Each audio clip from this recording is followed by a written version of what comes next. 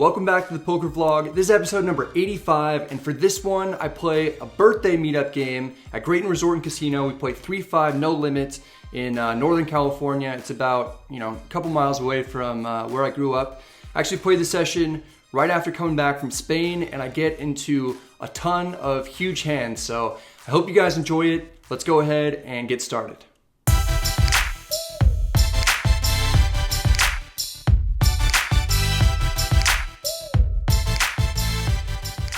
After flying 12 hours from Barcelona to Oakland earlier in the day, all I want to do is sleep, so I couldn't be happier to arrive at my hometown casino in Northern California. I come here almost every time that I visit my parents.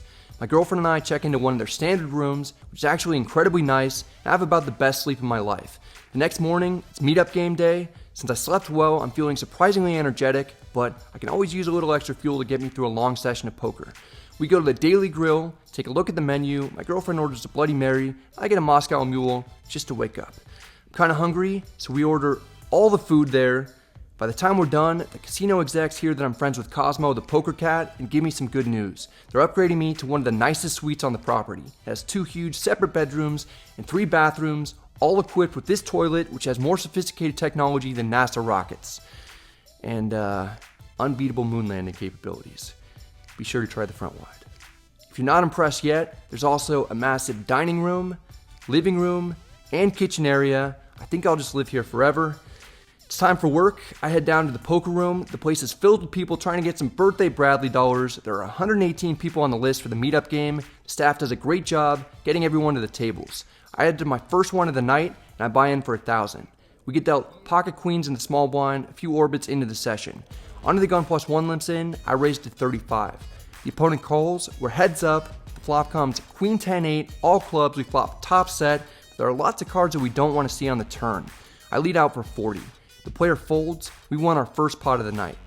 In this one, we're dealt ace-king suited in the hijack, it's a straddle pot, I open to 35. Button thinks it should be more, and he 3-bets to 105. Folds back to me. If you saw the last episode, you might remember that raising and re-raising with this hand got me into some trouble. It seems that I haven't learned my lesson, and I 4-bet to 350. I'm doing this because I have a very strong hand near the top of my range. Since I didn't open from early position, it's more likely that I'm getting 3-bet light. My opening range is going to be wider, therefore the button's 3-betting range should be wider too. I didn't want to call, miss the flop, and have to check fold. If I get 5-bet, I'll call off and probably hate it, but no need to worry about that. The opponent lets his hand go and says that he had ace-queen. We win it pre-flop. The very next hand, I'm dealt pocket 8s in middle position. Onto the gun plus 2 opens a 15. I call, the hijack calls, the cutoff comes along, and the big blind wants to party too. 5 of us see the flop. It comes jack 8 deuce with 2 hearts. We've got middle set. Checks to me. I'm not going to be slow playing this with multiple opponents involved, including a pre-flop aggressor who's already acted and a board with several draws. I bet 40. The hijack calls. Cutoff folds, so does the big blind, then under the gun plus 2 calls.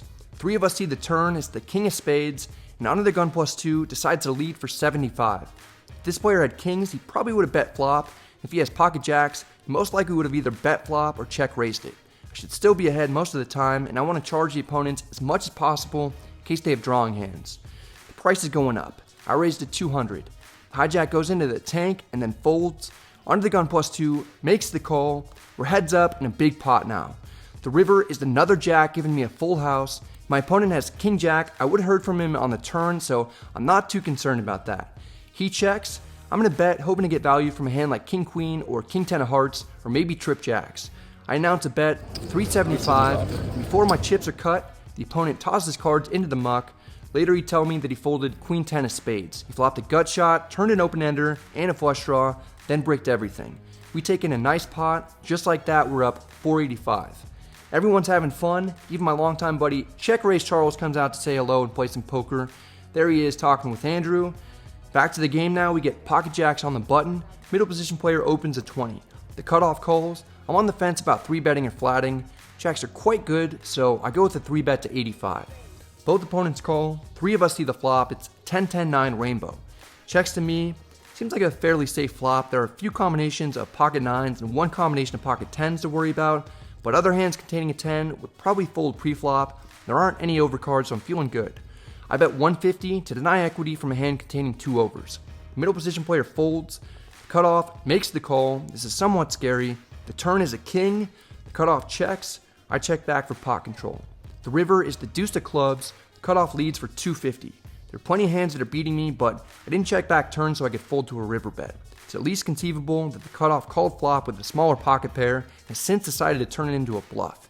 I toss in a calling chip. Jacks are, of course, no good. The opponent has queen 10 of spades again. This time he gets the best of me. I'm not too happy with myself for that call. Just like that, our profit is wiped out and we're stuck $10. The good news is that I switched tables and I get some awesome presents. This one is a personalized chip rack that a viewer named Ken 3D printed. Ken 3D printed this trophy too. Someone else has some chips made for me to commemorate my 31st birthday. It's another great gift by a viewer whose name is definitely Jonathan. Jonathan, yeah? Nicholas. Close enough, it's all good. It's the same thing. Yeah, Same thing. That's all right. Nicholas. This dude is one of the nicest guys ever, and he definitely bluffed you. His name is for sure Jonathan. Anyway, the new table mates and I decided to do a double board bomb pot for $20 each. Everyone puts in money before looking at their cards, and then we go straight to the flop. We have to win both boards in order to scoop the entire pot. If we just win one, then we chop. Fortunately for us, we look down at pocket kings under the gun. The first flop is queen 6-5 rainbow, great board for us. Second one is 7-5-3 rainbow. This is an amazing time to have kings because only one hand has us beat on both boards, and it's pocket aces. Note that if it were a single board bomb pot, it would be a much worse time to pick up a high pocket pair. Checks to me, I bet 110. Folds to the hijack, he calls, small blind also calls. Three of us see the turns. The first one is a deuce, second one is a 9. Small blind checks. These turns don't change anything. There still aren't any hands beating me on both boards other than rockets. There's a strong possibility an opponent has 2 pair or better on one board though. This would mean that I'd be chopping. I don't want to do that. This pot is already big. I want to deny equity as well, so I overbet shove. Having to call with 2 pair here is very scary because you'd have to call to chop at best and hope that I don't have a set on the board that you have 2 pair on. If I had 6s, for example, and someone had queen 5, they'd be losing on both boards. The hijack goes deep into the tank for quite some time. These double board bomb pots can get complicated. Ultimately, he calls, which I assume means he has me beat on one board. Small blind folds, so there are only 2 of us. All right, Brad, where are we at? Kings. The first river is a 10, and the second is a 5. I really hope I'm not up against any 2-pair hands on the first board that contained a 5. Turns out I'm up against pocket 9s. The opponent makes an interesting call on the flop, and then smashes the second board's turn card, making top set. We get a little unlucky and have to chop it up. Here I get ace-king offsuit in middle position. The player on my right opens a 15. I 3-bet to 50. The pre-flop raiser calls, we're heads up. The flop comes ace-ace-8 with 2 diamonds. The opponent checks.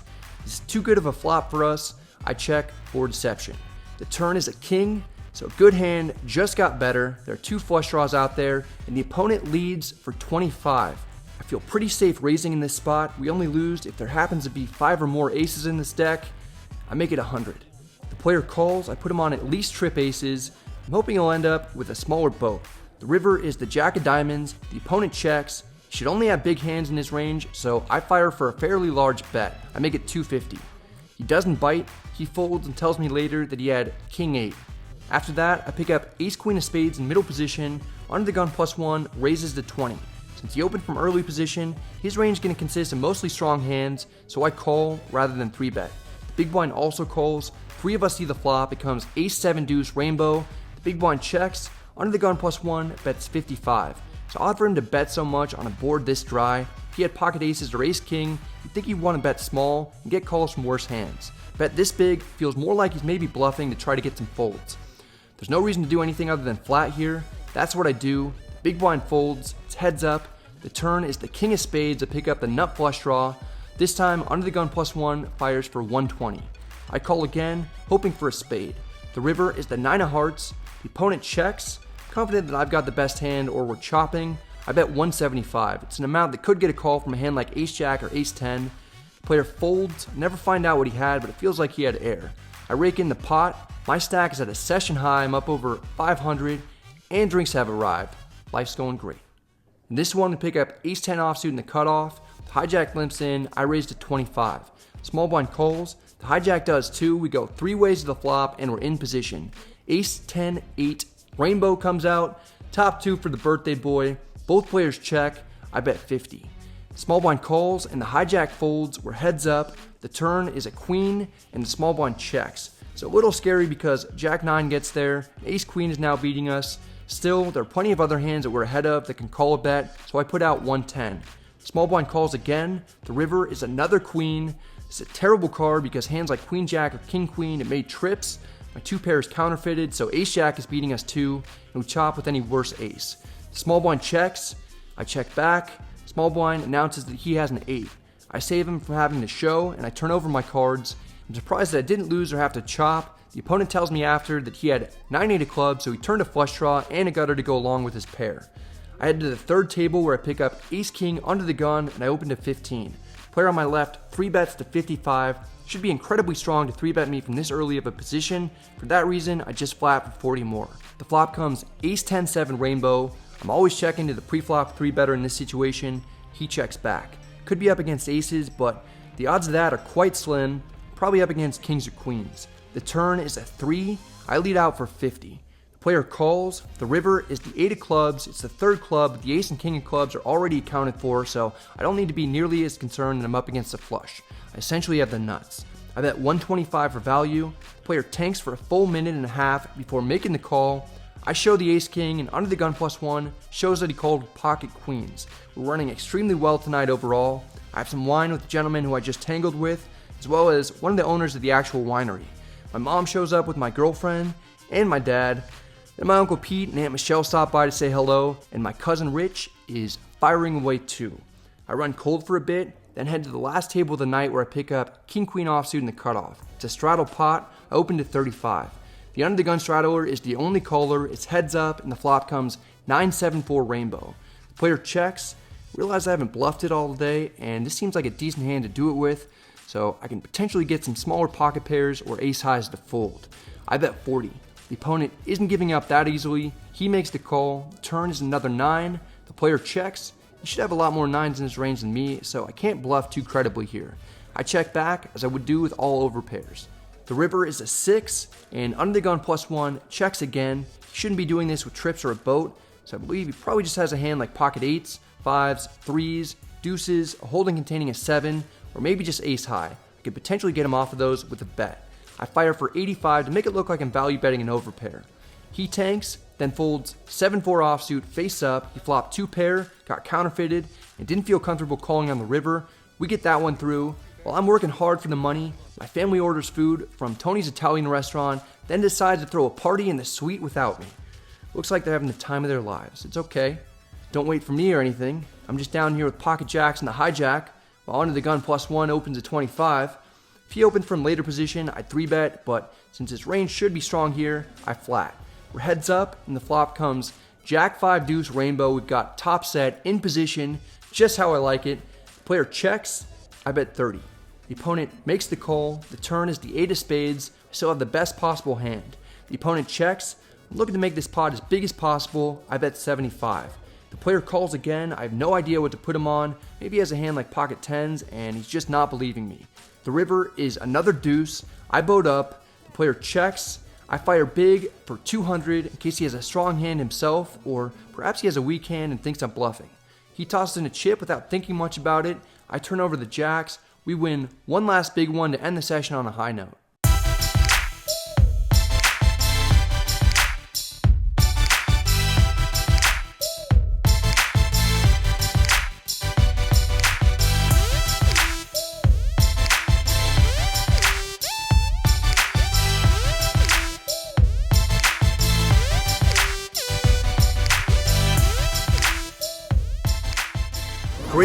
Great session. Ran about as good as I could have run. It's really nice for me to come back from Barcelona. I'm still tired. I came in yesterday afternoon, so I'm jet lagged for sure. But it's cool. I won 1140 on the night. Just everything kind of went my way. There was only one hand that I wish I would have done something different. I wish I didn't call the 250 on the river with the pocket jacks. But I flopped 3 sets. My whole family's out here, my girlfriend, Boosie, Charles, so this has been a great day, and we're going to keep it going at the lobby bar. We get the group together to grab drinks, which is always one of my favorite parts of the night, especially tonight because my family's here to celebrate my birthday. We've got a cake and everything. Even Uncle John shows up to get his party on. The next day, my girlfriend and I go to Boathouse, and we order every dish that they have in the kitchen before going to the spa, which is exactly what I need after all the traveling and a long night of playing poker and drinking. I check out the sauna, then I head to the ice room, and finally I go into the steam room before eventually getting a 50-minute couples massage with hot stones. That's my favorite. The trip couldn't have gone any better. I just wish that I had a little bit more time in the suite. It's always tough to leave it and have to go back to my regular non-suite life. I will miss you, suite. That's it for this one, guys. I hope you enjoyed it. If you did, please remember to hit the like and subscribe buttons because it helps out the channel a ton. If you have any questions or comments, feel free to let me know in the comment section. I'm happy to get back to you.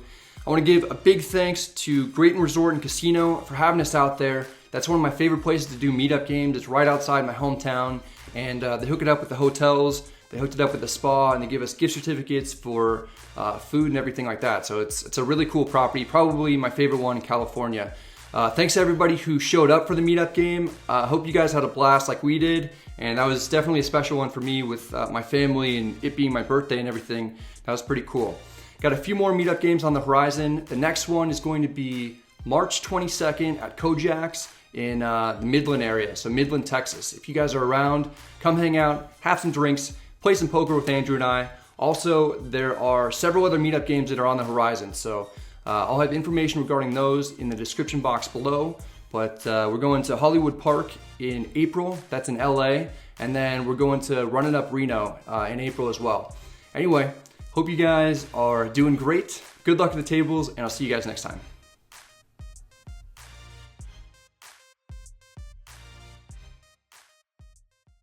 Stovo wins 1162.